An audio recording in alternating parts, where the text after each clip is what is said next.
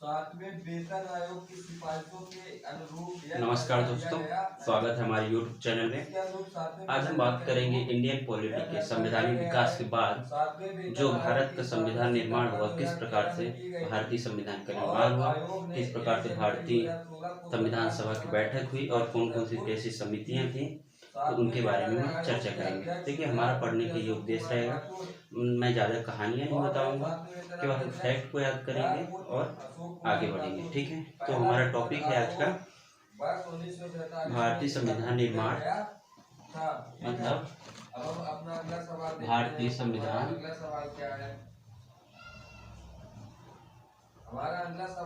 निर्माण, मतलब making of Indian constitution. ठीक, तो इसमें हम सीधे फैक्ट लिखते जाएंगे और आपको जरूर याद रखना है। तो पहला जो बात इसका है कि संविधान सभा की पहली बैठक कब हुई थी, तो आपको यहाँ पे 2 डेट लिख लेने हैं। ठीक है, ये क्या लिख लेंगे आप, 9 दिसंबर, फिर इसके बाद 11 दिसंबर 1949। ठीक है, नहीं सॉरी 1946, ये 1946। इन दोनों डेट को आप लिखेंगे और उसके बाद इसमें सीधे लिख लेंगे, क्या लिख लेंगे, संविधान सभा की पहली बैठक, संविधान सभा की पहली बैठक, फर्स्ट बैठक। ओके, तो सीधे प्रश्न यहाँ से ये उठते हैं कि संविधान सभा की पहली बैठक कब हुई थी, तो आप क्या याद रखना है, 9 दिसंबर 1946। ठीक है, अब इससे जुड़े हुए जो फैक्ट है यहाँ पे साइड में मतलब लिख लेंगे। तो यहाँ से क्वेश्चन ये आया करता है कि संविधान सभा में जो पहली संविधान सभा की बैठक हुई थी उसमें अध्यक्ष कौन था और पहली बैठक कहाँ हुई थी, इतना हमारे काम की है।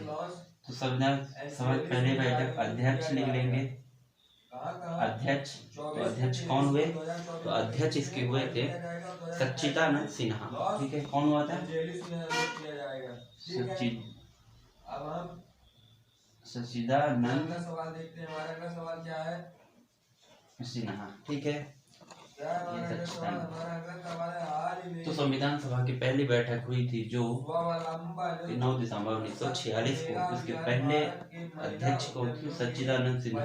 क्वेश्चन ये आएगा कि अस्थायी सदस्य कौन थे, तो ये कौन थे, अस्थायी ही थे। ठीक है, अस्थायी सदस्य थे, मतलब जिस प्रकार से भी लोकसभा बनती है तो उसमें लोकसभा अध्यक्ष बनने के पहले उसका कार्यभार कौन संभालता है, तो एक प्रोटेम स्पीकर हुआ करता है। तो ऐसे इसको मान लीजिए कि अस्थायी सदस्य मतलब अध्यक्ष थे तो सच्चिदानंद सिन्हा जी, तो मतलब स्थायी सदस्य अभी कोई नहीं था। ठीक है, अब इसकी पहली बैठक कहाँ हुआ, कहाँ का जवाब क्या है, नई दिल्ली। नई दिल्ली, नई दिल्ली मतलब पहली बैठक कहाँ हुई थी, नई दिल्ली में हुई थी। कहाँ, पुस्तकालय भवन, पुस्तकालय भवन, पुस्तकालय भवन मतलब नई दिल्ली की पुस्तकालय भवन में पहली बैठक। तो अब आपको इतना फैक्ट याद हो गया, 9 दिसंबर 1946 को संविधान सभा की पहली बैठक हुई जिसके प्रथम अस्थायी सदस्य थे सच्चिदानंद सिन्हा तथा इसकी पहली बैठक हुई नई दिल्ली के पुस्तकालय भवन में। ओके, अब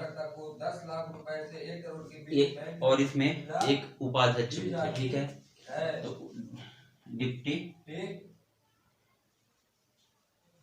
डिप्टी स्पीकर, फिर उपाध्यक्ष ये कौन थे, ये व्यक्ति थे, इन व्यक्ति का नाम था कौन, SC मुखर्जी। ठीक है, SC मुखर्जी। तो ये बताने का हम ज़्यादा कहानियाँ इसीलिए नहीं बता रहे क्योंकि कहानियों के चक्कर में फिर फैक्ट याद रखना भूल जाएंगे, और जितनी भी चीज़ें हम ये बता रहे हैं तो ये बहुत ही ज़्यादा इंपॉर्टेंट है। ठीक है, तो आप इस चीज़ों को ध्यान रखिएगा।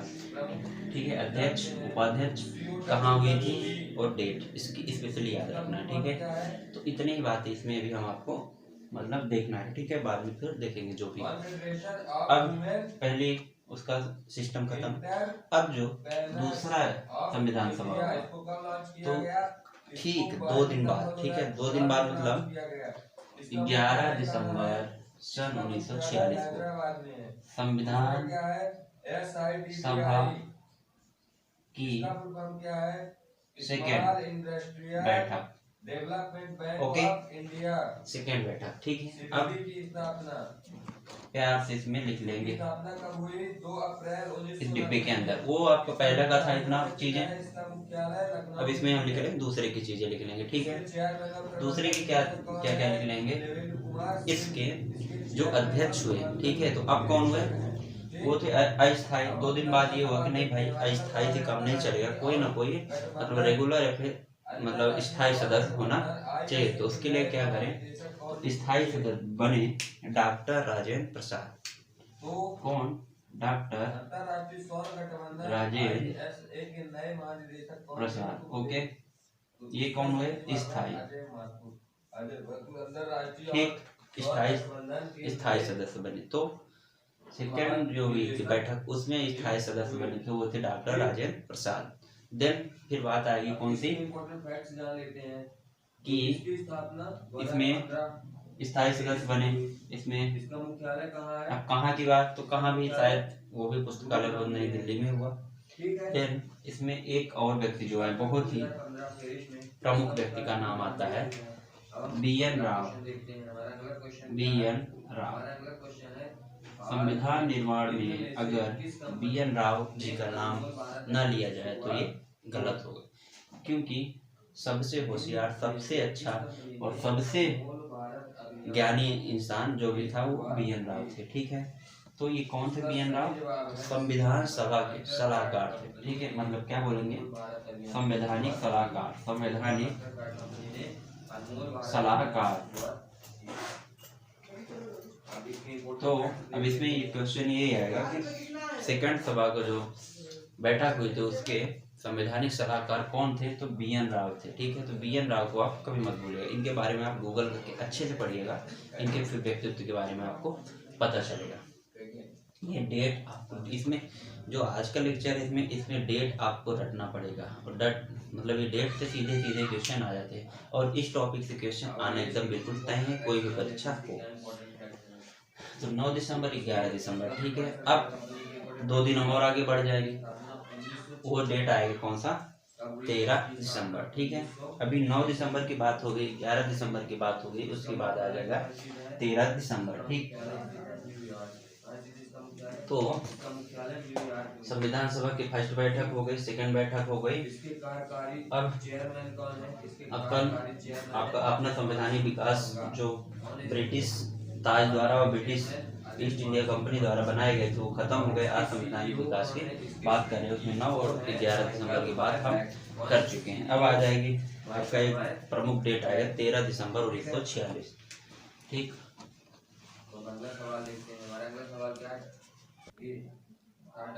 तो हमारी कहानी कहाँ आ जाएगी, 13 दिसंबर 1946 में। डेट नोट करेंगे 13 दिसंबर 1946,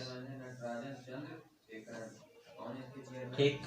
अब 13 दिसंबर 1946 किस बात के लिए प्रसिद्ध था या फिर कैसे महत्वपूर्ण है, तो वो है पंडित जवाहरलाल नेहरू जी मतलब थे जो प्रधानमंत्री पहले हुए भारत के। उन्होंने क्या किया, 13 दिसंबर 1946 को उद्देश्य प्रस्ताव प्रस्तुत किया, ठीक है।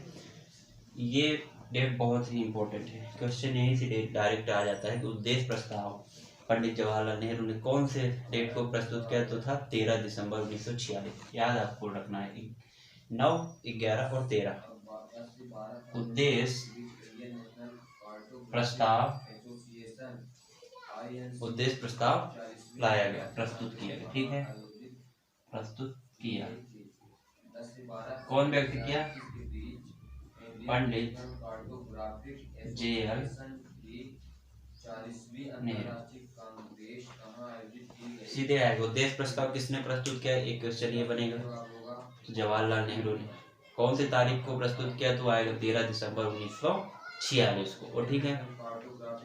और एक और क्या हुआ था, 13 दिसंबर 1946 को ही संविधान सभा की कार्यवाही जो हुई प्रारंभ हुई थी, ये इसलिए ये भी डेट इम्पोर्टेंट है।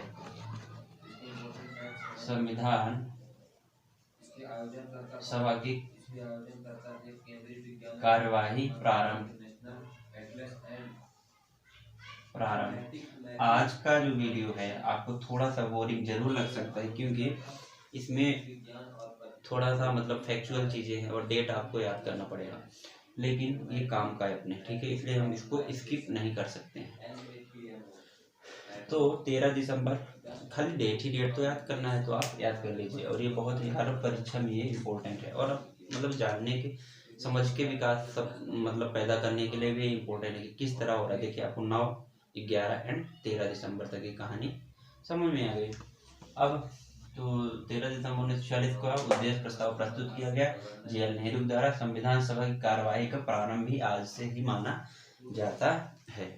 तो इतनी बात क्लियर। अब उद्देश्य प्रस्ताव जो ये लाया गया, लेकिन इसको पारित कब किया गया, तो एक डेट और आपको याद रखना है कि उद्देश्य प्रस्ताव प्रस्तुत किया गया सन 1946 13 दिसंबर को। ये पारित कब होगा, तो पारित होने की जो डेट है 22 जनवरी 1947। 22 जनवरी 1947 क्या हुआ, पारित। क्या पारित हुआ, उद्देश्य प्रस्ताव 13 दिसंबर को आया, लगभग एक डेढ़ मतलब 1.5 महीने बाद ये पारित हो गया, ठीक है। तो पारित होने का डेट भी आपको बहुत मतलब बारीकी से याद रखना है, ठीक। अब क्या होगा, अब इसकी थोड़ा सा हम बात करेंगे, उद्देश्य प्रस्ताव आखिर था क्या, इसकी प्रमुख बातें क्या क्या थी। तो अभी आप इसको रफ कर देता हूँ, आप नोट कर लीजिए। क्या हम पढ़ेंगे, उद्देश्य प्रस्ताव जो था तो उसकी प्रमुख बातें क्या थी। उद्देश्य प्रस्ताव की प्रमुख बातें, उद्देश्य प्रस्ताव की प्रमुख बातें, ये हम इसमें पढ़ेंगे। तो उद्देश्य प्रस्ताव 22 जनवरी 1947 को पारित हो गया। देन अब इसकी प्रमुख बातें क्या थी कि भारत, देखिए इसमें क्या लिखा था, भारत एक क्या होगा, पूर्णतः स्वतंत्र एवं संपूर्ण प्रभुत्व संपन्न गणराज्य होगा। ये इसमें आपको ध्यान रखना है, क्या लिखना होगा, भारत एक पूर्णतः स्वतंत्र एवं संपूर्ण प्रभुत्व संपन्न राज्य होगा। भारत एक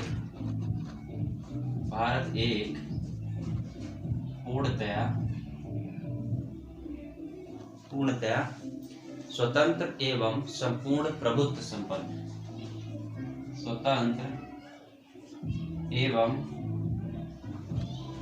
भारत एक पूर्णतः स्वतंत्र एवं संपूर्ण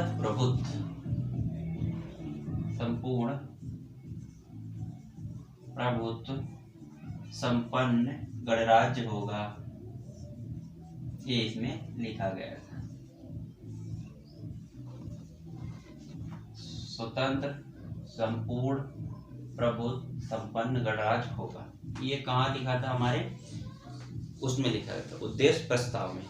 इसका मतलब आप समझ रहे होंगे, अगर नहीं समझ रहे हो तो इंडियन पॉलिटिक्स पढ़ते पढ़ते धीरे धीरे सब चीजें आ जाएंगी समझ में अपने आप ही, तो इसको अलग से बताने की जरूरत नहीं है। पहली बात तो इतना आपको मतलब अगर आप पढ़ाई कर रहे हैं या फिर जुड़े हैं किसी तैयारी से, तो ये सब चीजें आनी चाहिए और आती भी होंगी। दूसरा, भारत अपने संविधान का निर्माण स्वयं करेगा। समझ गए आप, मतलब भारत अपने संविधान का means India will make his constitution by own.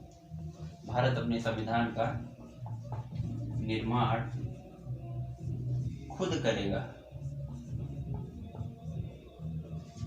ये हो गई दूसरी बात। अब इसकी तीसरी प्रमुख बातें ये थी। तीसरी प्रमुख बात क्या थी?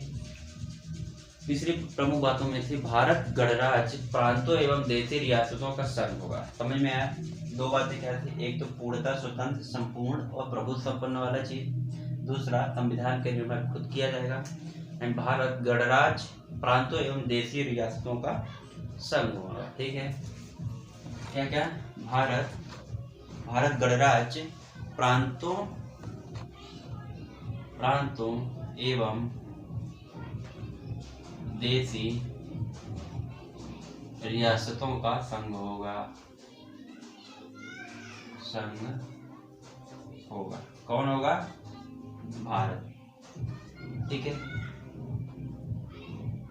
भारत लिख लो। ठीक है, तो 3 पॉइंट इसके क्या क्या हो गए, ये सामने आपके लिखे हैं। चौथा और प्रमुख पॉइंट ये है कि वास्तविक शक्ति किसके पास होगी। ठीक है, ये अपना संपूर्ण हो गया, संपूर्ण प्रभुत्व संपन्न हो गया, स्वतंत्र भी हो गया, देन खुद करेगा, कॉन्स्टिट्यूशनल का मतलब अपना खुद निर्माण करेगा, और प्रांतों एवं देशी रियासतों का संघ होगा। और एक चौथी बात की गई, ये जब सब होगा लेकिन इसका पूरा मतलब जो कि वास्तविक शक्ति किसके पास होगी, तो वो जनता के पास रहेगी। ठीक है, तो मतलब भारतीय गणराज्यों एवं प्रांतों की वास्तविक शक्ति जनता के पास होगी। भारतीय प्रांतों एवं रियासतों की, भारतीय प्रांतों एवं रियासतों, इसको प्रांतों एवं रियासतों न लिखें तो सीधे भारतीय गणराज्य लिख दें। सीधे भारतीय गणराज्य की वास्तविक शक्ति किसके पास होगी, तो जनता के पास। वास्तविक शक्ति जनता मतलब पीपल, जनता के पास होगी।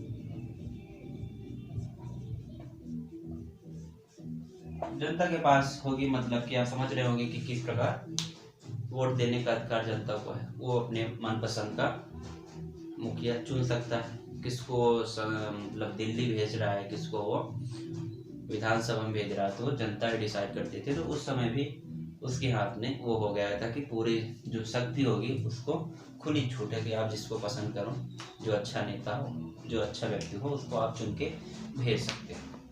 तो ये बातें उद्देश्य प्रस्ताव की प्रमुख बात है। सीधे क्वेश्चन यहाँ से ये आ जाता है, 3 नंबर के क्वेश्चन में कभी कभी आ जाता है कि भारत के उद्देश्य प्रस्ताव की प्रमुख बातों को डिफाइन करिए। ठीक है, तो आप ये 4 पॉइंट आराम से डिफाइन कर सकते हैं।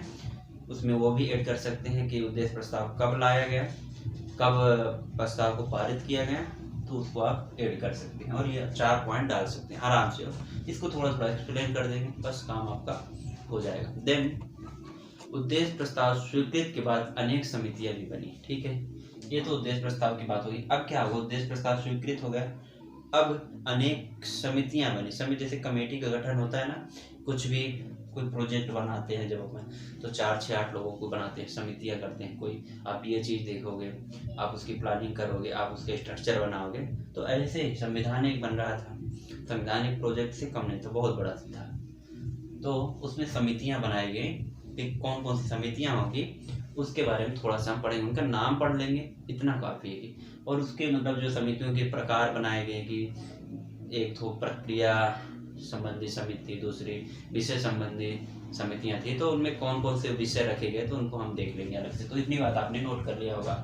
तो आते हैं हम अगले भाग में। ठीक है, तो इसको आप नोट कर लीजिए और समझ लीजिए। ठीक, तो भारतीय संविधान के निर्माण में 9 दिसंबर, 13 दिसंबर, 11 दिसंबर और 22 जनवरी की डेट हम याद कर लेंगे। अब इसमें एक प्रमुख कुछ उद्देश्य प्रस्ताव की स्वीकृत हो गई, उसके बाद कुछ समितियां बनाई गई और उनको अलग किया गया। तो अब हम अगले टॉपिक की बात करें, समितियां। प्रमुख समितियां कौन कौन सी थी और उनको कैसे मतलब वर्गीकृत किया गया, कैसे क्लासिफाई किया गया। तो जो समितियां बनी थी वो 2 प्रकार की बनी। ठीक है, क्या है, समितियां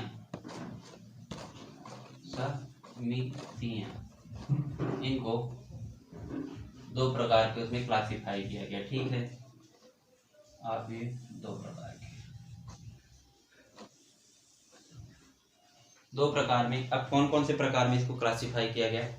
प्रक्रिया संबंधी समिति एक थी और दूसरी थी विषय संबंधी समिति। ठीक, प्रक्रिया संबंधी समितियां मतलब कि प्रक्रिया मीन्स प्रोसेस। आप समझ रहे होंगे कि जो संविधान निर्माण के लिए जो प्रोसेस हो रहा है उससे मतलब संबंधित समितियां जो थी उनको एक प्रक्रिया संबंधी समितियां में बांटा गया और एक विषय संबंधी समितियां। ये था विषय संबंधी समितियां। अब कोई प्रश्न सीधे ये पूछ ले कि समितियां जो गठित की गई थी तो प्रक्रिया संबंधी समितियां ज्यादा महत्वपूर्ण थी कि विषय संबंधी समितियां थी, तो उसमें आप बोलेंगे विषय संबंधी समितियां ज्यादा इंपॉर्टेंट थी। क्यों?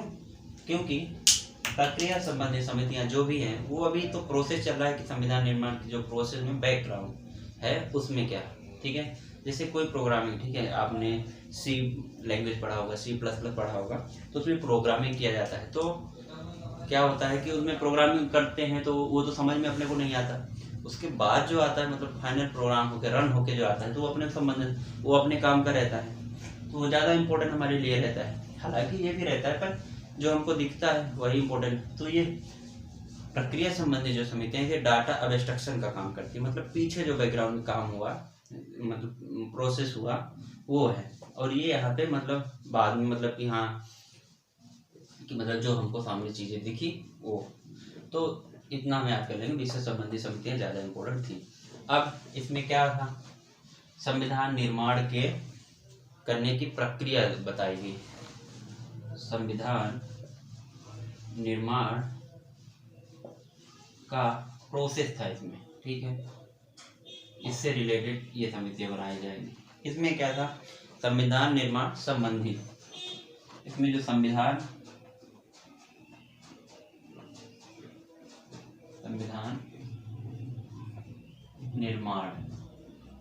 निर्माण के संबंध, देखिए अंतर, संविधान निर्माण का इसमें प्रोसेस है, ठीक है, इसमें संविधान का निर्माण कैसे हुआ उनसे रिलेटेड ये समितियां थी, ठीक है। तो इतने बात आपको समझ में। अब हम नोट डाउन ये कर लेंगे कि कौन सी प्रक्रिया संबंधी समितियां थी उनका नाम नोट करेंगे, विषय संबंधी समितियां थी उनका नाम नोट करेंगे, और एक दो समिति जो बहुत ज्यादा इंपॉर्टेंट है उसको हम पढ़ेंगे।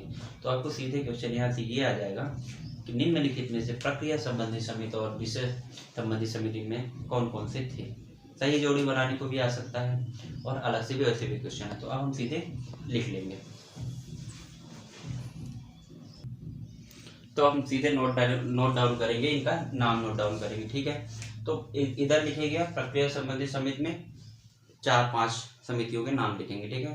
तो एक होगा प्रक्रिया नियम समिति, ठीक है, एक क्या हो गया प्रक्रिया नियम समिति, ये नाम हम आपको लिखेंगे। दूसरा नाम क्या लिखेंगे, दूसरा जो समिति थी उसका नाम हम लिखेंगे अधिकार समिति, ठीक है, अधिकार समिति। एंड देन थर्ड कौन सा लिखेंगे, वो थी सभा समिति, सभा समिति। एंड चौथा क्या लिखेंगे, चौथा है हिंदी व उर्दू अनुवाद समिति, मीन हिंदी व उर्दू अनुवाद समिति।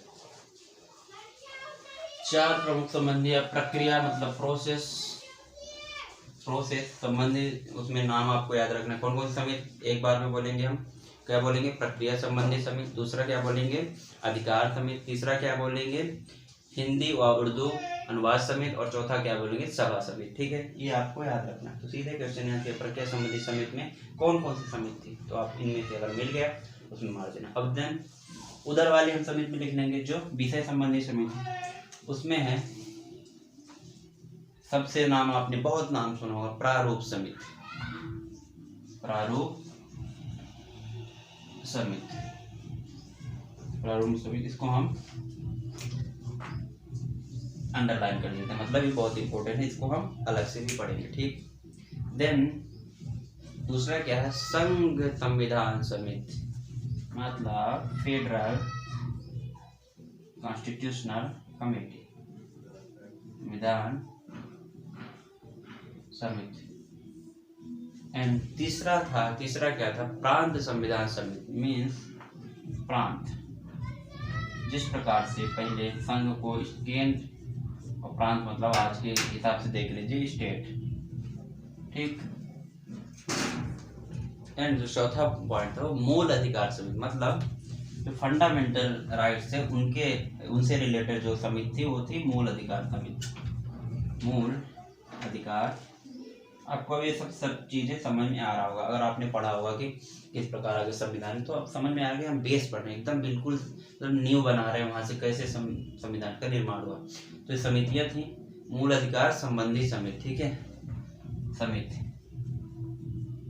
देन एक और संविधान थी झंडा समिति, इसका भी नाम आपने काफी सुना होगा, यहाँ से प्रश्न उठता है।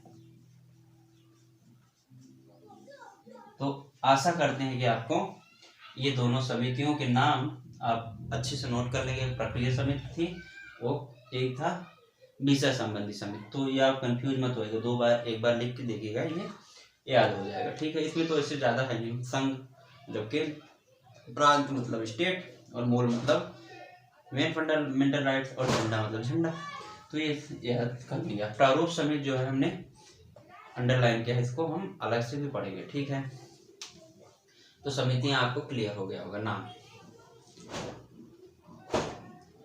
तो ये बात करने के बाद हम अगला जो बात करते हैं कि क्या हुआ, अब प्रारूप समिति के बारे में बात करेंगे, ठीक है। तो उसके पहले हमने बता दिया था BN राव जो व्यक्ति थे वो बहुत ही मतलब ज्ञानी या फिर संविधान के बहुत ही जानकार व्यक्ति थे, जिन्होंने संविधान सभा निर्माण में अपना प्रमुख सलाहकार बने थे और उन्हें सलाह दिया, ठीक है। तो इसमें एक फैक्ट नोट कर लेंगे हम कि इसको मिटा दें, अभी इसको हम रफ कर देते हैं, ओके। आप नोट कर लीजिए।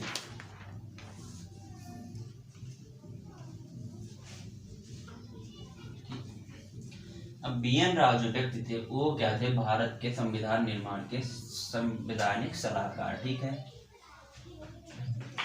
तो उन्होंने सबसे पहला इसमें फैक्ट ये नोट कर लेंगे हम कि BN राव संविधान सभा के प्रथम प्रारूप तैयार किया, ठीक।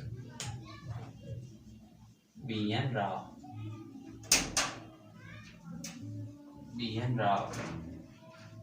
क्या संविधान सभा का प्रथम प्रारूप तैयार किया, संविधान सभा का प्रथम प्रारूप तैयार किया, ओके, तैयार किया। ये आप अलग से नोट कर सकते हैं, सीधे क्वेश्चन आ सकता है, ठीक है। संविधान सभा का प्रथम प्रारूप तैयार करने वाला व्यक्ति कौन था, तो BN राव। अब इसके अंतर्गत जो बातें थी वो क्या थी, जो पहला मतलब इन्होंने संविधान बन के ऐसा अपना संविधान हो गया, तो उन्होंने क्या क्या दिया, तो उसमें दिया क्या 243 मतलब 243 क्या इसमें आर्टिकल होंगे, आर्टिकल मतलब अनुच्छेद होंगे, ओके। देन और क्या बोला इन्होंने ये बोला कि इसमें 243 अनुच्छेद होंगे और 13 अनुसूचियां होंगी, 13 अनुसूचियां मतलब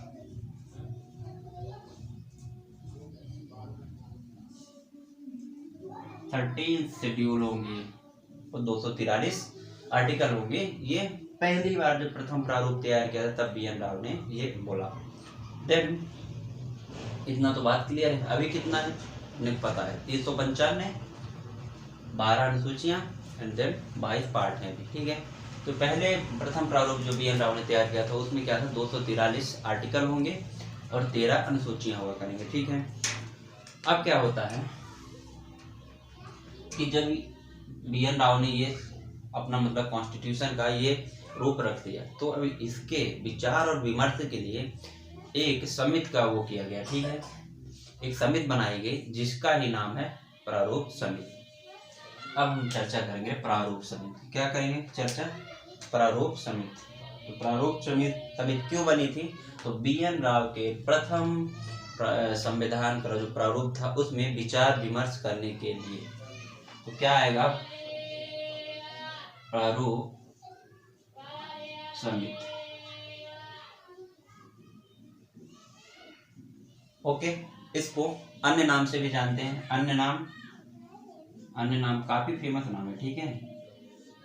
प्रारूप समिति को ही हिंदी में भी इंग्लिश में कभी कभी एक ही मतलब नाम से आ जाते हैं। तो इसका अन्य नाम क्या लिख लेंगे, drafting committee, DRAUGS, drafting committee, ठीक है, कमेटी नहीं, ड्राफ्ट, अन्ना क्या, ड्राफ्टिंग कमेटी, ओके। एंड और क्या नाम है इसका, इसका एक और नाम है टंकण समिति, टंकण समिति। तो ड्राफ्टिंग कमेटी, टंकण समिति, प्रारूप समिति एक ही नाम है, इसको ऐसे लिखा भी आ सकता है, तो आप कंफ्यूज मत होइएगा, कमेटी, ओके। देन अन्य नाम टंकण समिति भी आ सकता है, ठीक है। अब इसका स्ट्रक्चर थोड़ा हम देख लेंगे। तो इसमें कुल कितने सदस्य थे, तो इसमें कुल सदस्यों की संख्या थी तो 7 हुआ करती थी, सदस्यों की संख्या कितनी हुई थी, 7 हुई थी। अब हम इसकी बात करें, क्या कर लेंगे, कुल सदस्य, ये हम क्या पढ़ रहे हैं, याद ध्यान रखिए, प्रारूप समिति हम पढ़ रहे हैं, मतलब ड्राफ्टिंग कमेटी या फिर टंकण समिति। तो इसमें कितने सदस्य थे, तो सदस्य इसमें थे 7 थे, सदस्य संख्या कितनी, 7। इसको आप पॉइंट बाय पॉइंट लिख सकते हैं, ठीक है। इसका ये लिख सकते हैं, एक अन्य नाम था, इसमें सदस्यों की संख्या कितनी थी, सदस्य संख्या 7 थी जी, ठीक है, जो कि जिसमें 6 अन्य लोग थे और एक व्यक्ति थे doctor BR Ambedkar, doctor BR Ambedkar, ठीक है। तो प्रारूप समिति के जो प्रमुख अध्यक्ष थे doctor BR Ambedkar, doctor BR Ambedkar के साथ इनमें 6 व्यक्ति और भी, उनका हम बारी बारी से नाम याद कर लेंगे, क्योंकि अधिकतर मतलब एग्जाम्स में ये प्रश्न पूछे जाते हैं कि डॉक्टर BR अम्बेडकर के साथ प्रारूप समिति में सदस्य निम्नलिखित में से कौन से सदस्य थे या फिर कौन से नहीं थे। ये अधिकतर मैच द फॉलोइंग में आता है या फिर सीधे पूछ लिया जाता है। तो हम बारी बारी से 6 लोगों का और नाम नोट कर लेंगे, 2 3 4 5 6 एंड टोटल कितने सदस्य प्रारूप समिति में ड्राफ्टिंग कमेटी में लोगों की संख्या थी, वो थी अपनी 7, ठीक है। तो दूसरे नंबर के जो व्यक्ति थे, तो उनका व्यक्ति का नाम ये था, उनका व्यक्ति का नाम था गोपाल अयंगर, ठीक है। तो गोपाल स्वामी अयंगर, और 2 हो गए। तीसरे व्यक्ति थे उन थे BL मित्र। चौथे व्यक्ति थे, एक ही बार में लिख लेंगे, KM मुंशी। पांचवें जो व्यक्ति थे, पांचवें व्यक्ति का नाम था अलमादी कृष्णा स्वामी। क्या था, अलमादी कृष्णा स्वामी।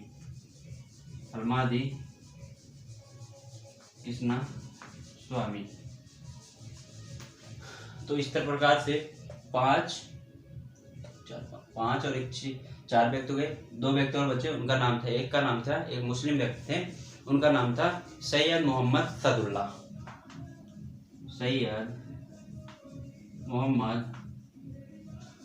सदुल्ला, ओके। एंड लास्ट व्यक्ति थे, उनका नाम था DP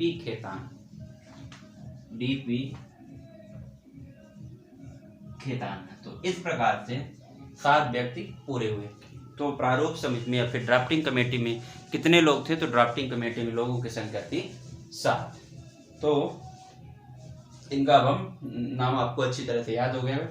इसके लिए एक आप अलग अलग ट्रिक भी बना सकते हैं, लेकिन एक ट्रिक है जिसको मैं लिखवाऊंगा नहीं, मैं बोल रहा हूँ तो आप नोट कर सकते हैं। तो लिख लीजिए, अम्बेडकर आए, मित्र मुंशी कृष्णा साथ में। क्या, अम्बेडकर आए, मित्र मुंशी कृष्णा साथ में। आप समझ लीजिएगा, अम्बेडकर मतलब अम्बेडकर, आए मतलब अयंगर जी, मित्र मतलब मित्र, मुंशी साथ में, कृष्णा मतलब कृष्णा, साथ मतलब सादुल्ला, खेत में मतलब DP खेतान। तो इस प्रकार से ये 7 व्यक्ति आप याद कर सकते हैं। कैसे भी करके आप इसको रट लीजिए, क्योंकि परीक्षा में इसमें केवल नाम आएगा लोगों का और डेट आपको याद करने को आएगी, ठीक है। इसमें और ज़्यादा चीज़ें आपको नहीं आएंगी और समितियों का नाम आ सकता है, जो आज का वीडियो लेक्चर है।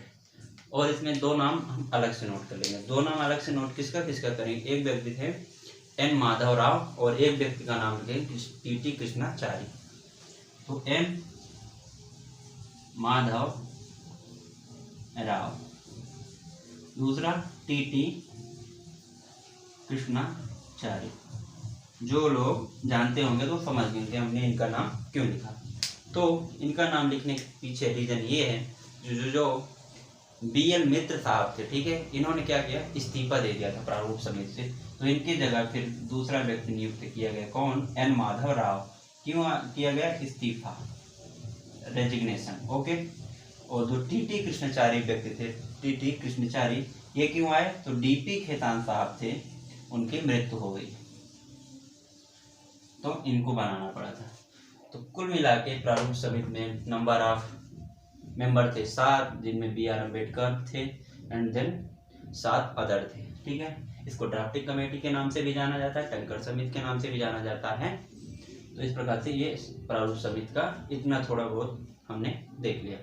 अब अगली बात जो है कि प्रारूप संविधान सभा के समक्ष 1948, मतलब जो संविधान सभा के समक्ष जो प्रारूप लाया गया, तो संविधान सभा 1948 में 21 फरवरी को प्रस्तुत किया गया, ठीक है। जो प्रारूप समिति बनी, इनमें मेंबर थे, उन्होंने मतलब जो ये दिया गया संविधान का पहला स्ट्रक्चर किसके द्वारा, BN राव सलाहकार के द्वारा 243 और 13 अनुसूचियां थी। तो फिर उसमें विचार विमर्श प्रारूप समिति द्वारा हुई। फिर मतलब फाइनली जो प्रारूप बना संविधान का वो कब होगा, तो उसकी बात हम आगे करते हैं। तो आगे क्या है, एक डेट याद रखना है, 21 फरवरी आने वाली है, 21 फरवरी सन 1948, ठीक है। तो नए पेज में आप लिखेंगे, ठीक है, इसमें आप गोलमोल मत करिएगा। तो ये इतना बात लिख लीजिए। अब हम लिख लेंगे इसी के बाद आगे की बात होगी, ठीक है। BN राव ने प्रारूप बनाया, इसमें 243 अनुच्छेद होंगे।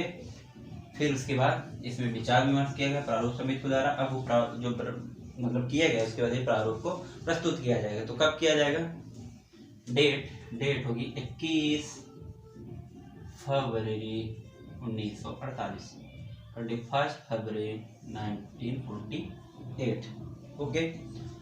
क्या होगा, प्रारूप को संविधान के सभा के समक्ष जो प्रारूप था, मतलब उसको पेश किया गया किसके सामने, संविधान सभा के सामने, संविधान सभा के समक्ष, ओके, प्रस्तुत किया गया। अब इसमें क्या क्या था, उसमें 243 आर्टिकल थे और 13 अनुसूचियां। अब जो हो गया था, इसमें जब प्रस्तुत किया गया संविधान सभा के समक्ष, तब इसका स्ट्रक्चर थोड़ा सा और इनहेंस कर गया था, मतलब बढ़ गया था। तो इसमें क्या था, इसमें अब जो आर्टिकलों की संख्या थी, आर्टिकलों नहीं मतलब आर्टिकल्स या फिर अनुच्छेदों की संख्या क्या थी, अनुच्छेद आर्टिकल 315 हो चुके थे। क्वेश्चन यहाँ से सीधे ध्यान रखिएगा, ये पॉइंट मतलब आप नोट कर, मतलब दिमाग बनाइए। जब प्रारूप समिति के बाद संविधान सभा के समक्ष जो संविधान का स्ट्रक्चर प्रारूप पेश किया गया, तो कितने आर्टिकल है, 315, ठीक। BN राव ने जब सलाह जो दिया था प्रारूप, तो उसमें कितने थे, उसमें थे 243। तो क्वेश्चन यहाँ से अब इसमें देखिए, अब इसको मतलब अम्बेडकर के अध्यक्षता में हुआ, तो अम्बेडकर का माना जाएगा, ठीक है, कि अम्बेडकर जो संविधान का प्रारूप बनाया, उसमें कितने थे आर्टिकल, 315। अनुसूचियां कितनी थी, 8। मतलब विचार विमर्श करने के बाद ये पता चला कि हमको आर्टिकल की संख्या बढ़ा देनी चाहिए, अनुच्छेद 8 कर देना चाहिए 13 से, ओके। तो ये प्रारूप समिति के संविधान सभा के समक्ष प्रारूप रखा गया 21 फरवरी 1948। ये डेट आपको याद रखना है। अब क्या होगा, 1948 अपने पहुंच गए। अब एक डेट आपको याद रखना है, 26 नवंबर 1949। ये बहुत ही मतलब बहुत ही ज्यादा महत्वपूर्ण डेट है, 26 नवंबर सन 1950। इसके बाद सीधे आपको डेट याद रखना है 26 नवंबर 1950। अब इसमें इस दिन क्या हुआ था, यह प्रस्ताव पारित कर लिया गया था 1948 को, फरवरी में वो हुआ, ये प्रस्ताव प्रारूप का लाया गया। देन पारित करते कितना टाइम लगा, तो 26 नवंबर सन 1949 तक का टाइम लगा। देन एक डेट लिखेंगे 21 के बाद 26 नवंबर 1949। ये बहुत इम्पोर्टेंट है, बहुत ही ज़्यादा। क्या लिखेंगे पहला पॉइंट में, यह प्रस्ताव पारित कर लिया गया। क्या किया गया? प्रस्ताव पारित। ठीक, संविधान को अंगीकृत किया गया, मतलब ये जो प्रारूप था या प्रस्ताव था ये वाला, तो इसको पारित कर लिया गया 26 नवंबर 1949 को। उसी को बोला जाता है संविधान का अंगीकरण। संविधान अंगीकृत पारित मतलब संविधान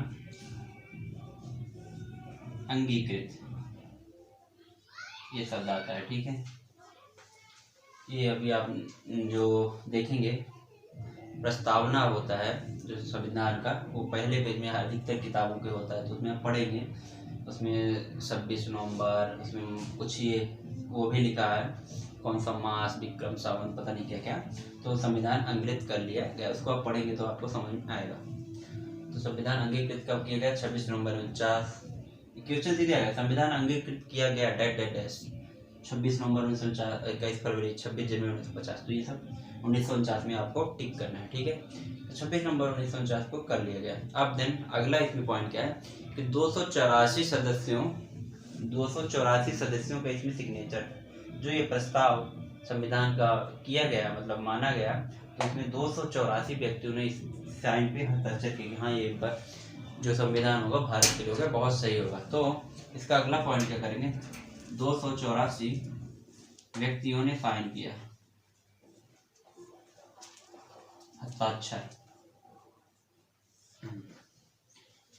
तो 26 नवंबर 1949 को जो प्रस्ताव पारित कर लिया गया, प्रारूप को मान लिया गया, संविधान अंगीकृत कर लिया गया, 284 सदस्यों का इसमें साइन था। ठीक है, अब इसमें कुछ बातें और लिख लेंगे।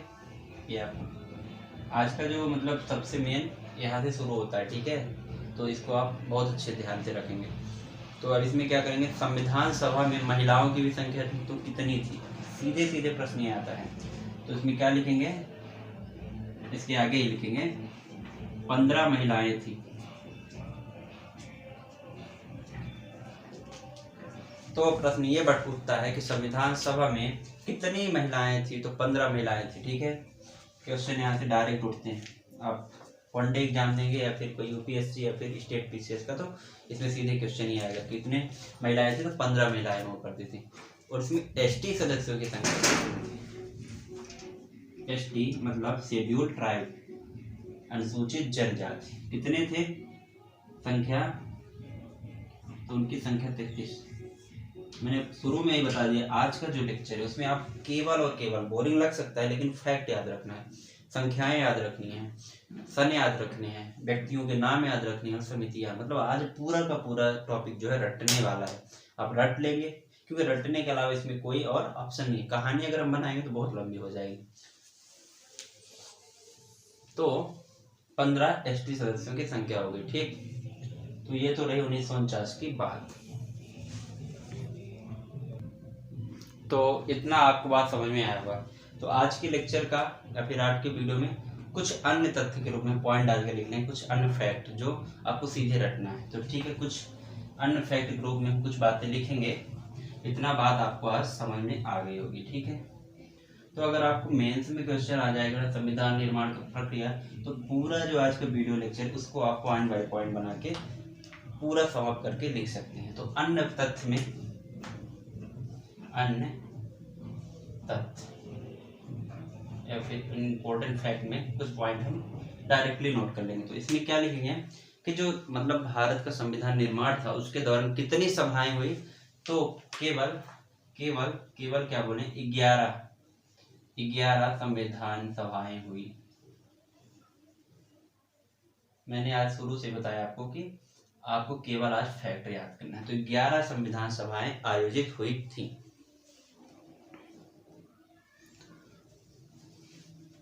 देन अगला जो फैक्ट है उसको आप डायरेक्टली नोट कर लेंगे। वो अगला फैक्ट ये है कि संविधान निर्माण के प्रोसेस चल रहा है। ठीक है, अब कुल कितना समय लगा, मतलब अगर ये सब संविधान निर्माण का प्रोसेस है इसमें कुल कितना समय लगा, तो आपको एकदम एक बार में याद होना चाहिए। डायरेक्ट क्वेश्चन यहाँ से आ जाता है।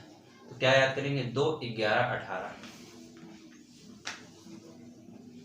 2, 11, 18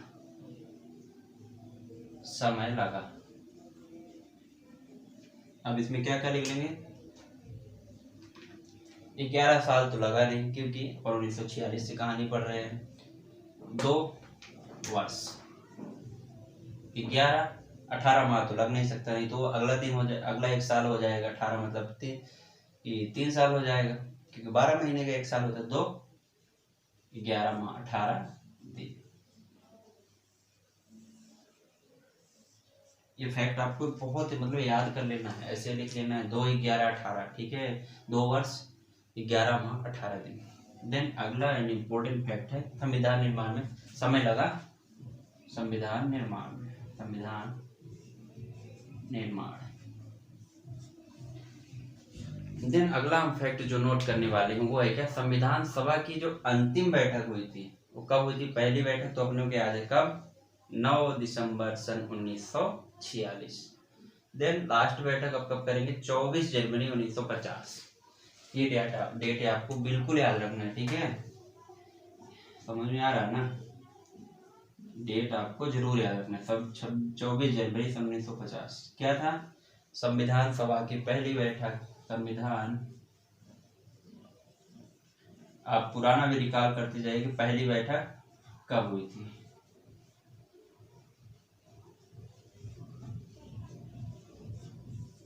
कब हुई थी? तो आप 9 दिसंबर यहाँ पे लिख लेंगे, 9/12/1946। पहली और अंतिम बैठक को हुई थी 24 जनवरी 1950। अब ये होगा कि 24 जनवरी सन 1950 को अंतिम बैठक हुई, तो अपन 26 जनवरी 1950 को गणतंत्रता दिवस मनाते हैं। क्यों? 24 जनवरी को हो गए तो उसी दिन से मतलब हम लोग को वो कर लेना चाहिए कि हाँ, गणतंत्रता दिवस मनाया जाए। आज से लास्ट बैठक है, आज से हमारा संविधान लागू हो गया। तो क्या हुआ कि 26 जनवरी 1950 को क्यों हम मनाते हैं? तो सन आपको एक याद होगा, 26 जनवरी 1930। 26 जनवरी 1930 को क्या हुआ था? भारत ने अपना पहला स्वाधीनता दिवस मनाया था, ठीक है? सन 1930 को भारत ने अपना पहला पूर्ण स्वराज की जो मांग हुई थी ना, मतलब उस समय कब? 1930 में पहली बार पूर्ण स्वराज की बात हुई, और भारत ने अपना जब उस दिन से 26 जनवरी 1930 से स्टार्ट कर दिया था कि 26 जनवरी को हम स्वाधीनता दिवस के रूप में मनाएंगे, ठीक है? स्वाधीनता दिवस के रूप में। तो भारत का स्वाधीनता दिवस 1930 से कब मनाया जाता था? तो 26 जनवरी 1930 को, ठीक है? और इसीलिए 24 जनवरी 1950 को जब अंतिम बैठक हुआ तो उसमें एक डेट डिसाइड किया गया कि हम यादगार के रूप में 26 जनवरी 1930 को ही गणतंत्रता दिवस मनाएंगे, ठीक है? तो इसलिए 24 जनवरी को नहीं मनाया जाता, 26 को ही उन्होंने डेट सेलेक्ट किया। तो अभी भी कोई व्यक्ति स्वाधीनता दिवस बोल देता है गणतंत्र दिवस का, तो अब वो बोलना गलत है, ठीक है? कि जब 1930 के बाद से लेकर 1950 तक स्वाधीनता दिवस आप बोल सकते थे, क्योंकि वहाँ लोग भी मनाया करते थे स्वाधीनता दिवस के रूप में। लेकिन 26 जनवरी 1950 के बाद गणतंत्रता दिवस या फिर रिपब्लिक डे के नाम से फिर वो जाना जाता है। तो ये 26 जनवरी 1950 का डेट चुनने के पीछे ये रीजन था कि पूर्ण स्वराज की मांग की गई थी और स्वाधीनता दिवस के रूप में मनाया था भारत ने पहली बार, और वो डेट चुना था। अब एक फैक्ट और याद रख लेंगे, 26 नवंबर 1949, ठीक है? आपको अब ठीक है, 26 जनवरी 1950 को संविधान लागू, और अभी तक हम मनाते चले आ रहे हैं लागू संविधान। ओके, अब कुछ फैक्ट इसमें एक और ऐड कर लेंगे जो काफी महत्वपूर्ण है एग्जाम के दृष्टिकोण से, कि जो सबसे शुरू में मतलब लागू हुए थे 26 जनवरी 1949 से 26 नवंबर 1949 संविधान दिवस के रूप में कौन से डेट को मनाया जाता है? 26 नवंबर 1949 को। क्यों? कि इसी दिन संविधान को अंगीकृत किया गया था, इसलिए 26 नवंबर 1949 से 26 नवंबर को मतलब संविधान दिवस के रूप में मनाया जाता है भारत में। अब 26 नवंबर 1949 को जो आर्टिकल थे वो कितने आर्टिकल थे जिनको लागू कर दिया गया था भारत में? तो मात्र और मात्र 16। ये प्रश्न बहुत इंपॉर्टेंट है, कई बार एग्जाम में आया कि कितने आर्टिकलों लागू कर दिया गया था भारत के मतलब 1949 के बाद। ठीक है, तो उसमें क्या था? केवल 16 आर्टिकल्स, मतलब 16 आर्टिकल जो प्रभाव में आए, इफेक्ट में आए थे। तो वो आर्टिकल कौन कौन से थे? तो वो आर्टिकल के नंबर हमें यहाँ याद कर लेंगे, वो भी प्रश्न आता है। तो आर्टिकल के बारे में जब बाद में पढ़ेंगे तो बीच में चर्चा कर देंगे, अभी आर्टिकल का हम केवल नंबर याद करेंगे। तो नंबर क्या याद करेंगे? आर्टिकल कौन कौन से? 5, 6, 7, 8, 9। एक बार में इतने लिख लेंगे। ठीक है, 5, 6, 7, 8, 9। उसके बाद फिर क्या क्या लिखेंगे? ये कितने हो गए? 1, 2, 3, 4, 5। ठीक है, उसके बाद लिखेंगे एक आर्टिकल होता है 60। देन अगला आर्टिकल है 324, आर्टिकल नंबर 324। ठीक है, देन उसके आगे लिख लेंगे आर्टिकल नंबर 366। कितने हुए? 1, 2, 3, 4, 5, 6, 7, 8, 366। ठीक है, साथ में लिख लेंगे यहाँ पे 367। कितने आर्टिकल हुए? आर्टिकल अपने कितने चाहिए? 16। तो क्वेश्चन यहाँ से डायरेक्ट ही आया, क्या आर्टिकल नंबर फलाना या फिर 60 या फिर 324 26 नवंबर 1949 से प्रभावी आ गया था भारत के संविधान में? तो जो भी रहेगा इनमें से जो आर्टिकल रहेगा उनमें से आप हाँ कर देंगे या फिर ना। तो 367 हो गया। उसके बाद और आर्टिकल है 379, 380, यहाँ तक याद कर लेंगे आप। 379, 380 एक बार में बोलेंगे। 5, 6, 7, 8, 9, 60, 324, 366, 367। कितना? 5, 6, 7, 8, 9, 60, 324, 366, 367 और 379 और 380। ओके, देन एक बार में फिर और याद कर लेंगे 388, 388, 80 के बाद 8, 88, 91, 92, 93, 94, 391, 392, 393 और 394। ओके, कितने हुए आर्टिकल? 1, 2, 3, 4, 5, 6, 7, 8, 9, 10, 11, 12, 13, 14, 15, 16। कितने आर्टिकल थे? 16 आर्टिकल प्रभाव में आए। ओके, एक बार हम फिर से आपको बोल देते हैं क्या? 5, 6, 7, 8, 9। ठीक है, 60, 324, 366, 367, 379, 380, 388, 391, 392, 393, 394। ठीक है, 16 आर्टिकल ये पूरे हुए। ये आर्टिकल 26 नवंबर 1949 से प्रभावी हो गए थे। बाकी के जो बचे शेष आर्टिकल थे 395 में से, वो आर्टिकल कब लगेंगे? शेष जो 26 जनवरी 1950 से लागू होगी। ठीक है, तो 26 जनवरी 1950 से शेष अनुच्छेद प्रभावी। तो ये आपको याद रखना है। ठीक है, इनका एक बार में याद रखेंगे। 5, 6, 7, 8, 9, 60, 324, 366, 367, 79, 380, 388, 391, 92, 93, 394 तक याद कर लेंगे। ठीक है, तो इतनी बात हो गई। 26 जनवरी 1950 से शेष आर्टिकल लागू हो गए। तो ये रही आज की हमारी कहानी सब भारतीय संविधान निर्माण में। हमने कुछ इसमें बात किया, क्या क्या कुछ आपको डेट एक बार में हम आपको रिवाइज करा देने फिर से। 9, 11, 13, 21 नहीं 22 जनवरी, 21 फरवरी, 1 दिसंबर है। ठीक है, फिर और जो भी डेट है 24 जनवरी, 26 नवंबर 1950 और 26 जनवरी आपको पता ही है। तो इस प्रकार के कुछ आपको डेट एक बार में याद रखें। जितने भी आज डेट आए थे ना, उसको आप एक बार जरूर मतलब एक बार पढ़िएगा तो इसे भी याद हो जाएंगे। ये चीज़ें मतलब डेट आज की बहुत इंपॉर्टेंट, डेट और सन। क्या क्या इंपॉर्टेंट, डेट और सन, समितियों के नाम, और जो प्रारूप समिति में मेंबर थे उनके नाम, और जो व्यक्ति, हाँ सबसे ज़्यादा इंपॉर्टेंट ये है कि जो व्यक्ति उनमें से इस्तीफा दिया और एक व्यक्ति मृत्यु हुए, टी.टी. कृष्णाचार्य और वी.एन. मतलब एन. माधव राव, जो बाद में बने थे प्रारूप समिति में, उनका नाम याद रखना है।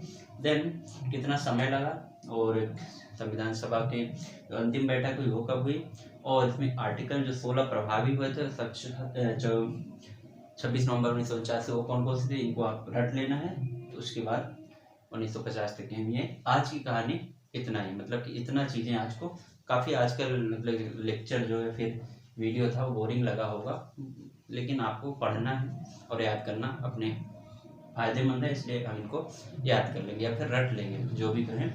तो ये संविधान निर्माण के प्रोसेस हो गया। तो हम 26 जनवरी 1950 की कहानी को आज यहीं रोकते हैं, फिर मिलेंगे हम अगले वीडियो। दोस्तों आशा करते हैं आपको ये सब समझ में आया होगा। आप एक बार इसको बढ़िया से नोट्स बनाइए, फिर रिवाइज कर दें। धन्यवाद।